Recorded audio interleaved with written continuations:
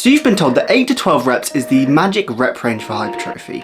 But what if I told you it's not about the specific rep range, it's about the force your muscles generate and the tension that they experience that causes hypertrophy. Today we're breaking down why low rep, high tension training might be better for hypertrophy compared to high rep methods that overload your recovery capacity. If we've not met before, what's up? I'm Lockie, a final year sport and exercise science student at Oxford Brookes University, and I've recently just had one of my articles published in the realm of exercise science. And today we're going to focus on the very sought after debate, and that is high reps versus low reps for hypertrophy. Many lifters think that high reps means ultimately more muscle, but the most recent research suggests that excessively high amounts of volume can push you past your maximum recoverable volume, and that's what we're going to cover today. But in contrast, low rep, high intensity training allows you to reach more mechanical tension, thus producing more hypertrophic stimulus. So here's the main challenge. It's the extremely persuasive belief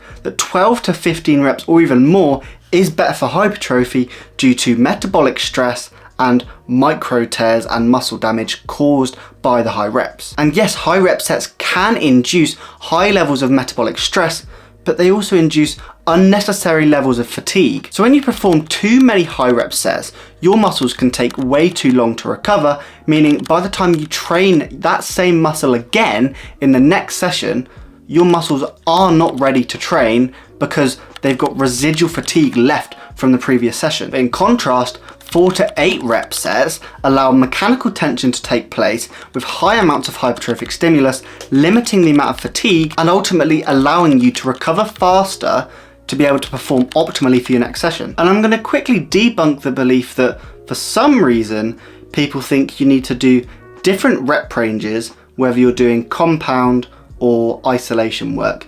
That comes with the thought that compound movements are for strength and isolation work is for hypertrophy. So that thought gets backed by the misconception of high reps or lower intensity for isolation work and then low reps and higher intensity for compound work.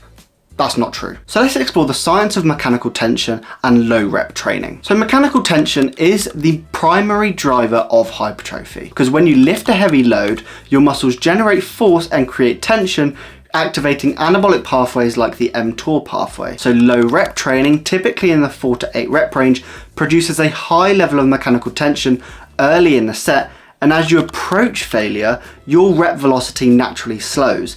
And this isn't a sign of weakness, but a sign that nearly all motor units are being recruited, triggering optimal muscle protein synthesis. And you get to the point of high threshold motor units being fully recruited when you have reached your maximum tolerable perception of fatigue. So without going into too much detail, your brain will constantly send signals of how much fatigue your body is experiencing. But it's a perception of fatigue. It isn't necessarily how much fatigue you have, because if there wasn't a buffer that your brain provided, you would probably just rip the muscles off of the bone. So there needs to be a bit of leeway, a bit of give and take to how much fatigue you're actually experiencing and how much fatigue your brain signals to your body that you're experiencing. So obviously as you get towards the end of that maximum tolerable perception of fatigue, your brain will stop recruiting motor units that are in the high threshold, so type 2 muscle fibers, which you need to keep going through the reps.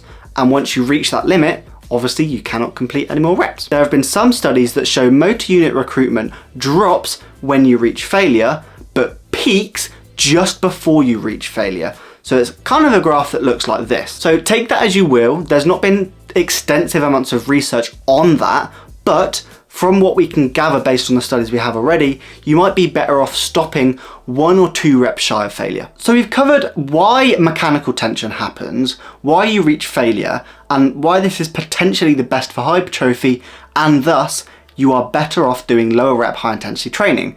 But let's also explore some of the drawbacks of higher rep training if you still weren't convinced and you still wanted to do it. So high rep sets, whilst they are effective at generating metabolic stress, they often result in excessive fatigue and may push you beyond your MRV, which is your maximum recoverable volume. So that is the limit, the amount of volume you can train up to and still recover from in time for you to train that muscle again. And this high volume can lead to longer recovery times, especially if you aren't sure where your MRV is, and reduce overall training frequency. Moreover, recent studies indicate that the benefit of extending time under tension beyond a certain point is minimal. So it's not about prolonging the eccentric phase for a set amount of seconds. It's simply about maintaining control of the weight and making sure you don't let gravity pull the weight all the way down and you just drop it. But here's a big point I haven't quite mentioned yet. Progressive overload is not something that causes your muscles to grow. It's the natural outcome of your muscles adapting to the mechanical tension through hypertrophy. So it's not something that imposes on your muscles to grow, it's just a good sign to show that you are working properly and your muscles are growing. So when your rep velocity slows as you approach failure, that's your brain telling you, I've reached near the maximum recruitment of high threshold motor units, and this signal is a cornerstone for hypertrophy. So without focusing on the rep ranges specifically, focus on training in a way that maximizes mechanical tension without exceeding your recovery limits. So in essence, low rep, high intensity training produces the sufficient amount of mechanical tension needed for hypertrophy whilst keeping your fatigue manageable. And that's why progressive overload follows naturally from this process. You're not forcing gains, it's just your muscles adapting to the load you're using, saying, I don't actually need to be working this hard to move this weight anymore, so you can then increase the weight. And I used to stress massively about hitting that 8 to 12 rep range, but I realized when my reps started to slow down, that was where I was hitting peak motor unit recruitment of high threshold motor units. So I stopped worrying about hitting that 8 to 12 rep range, and realistically, if I hit anything between 4 and 8 reps with high mechanical tension, I'm happy. So let's recap what we've covered in this video. So mechanical tension is the primary stimulus for hypertrophy, which is the force your muscles generate against a heavy load. Rep velocity slowing near failure indicates maximal motor unit recruitment and optimal tension. Progressive overload is the product of these adaptations, not something you force by merely adding weight. Focus on controlled weight during the eccentric phase without obsessing over exact seconds,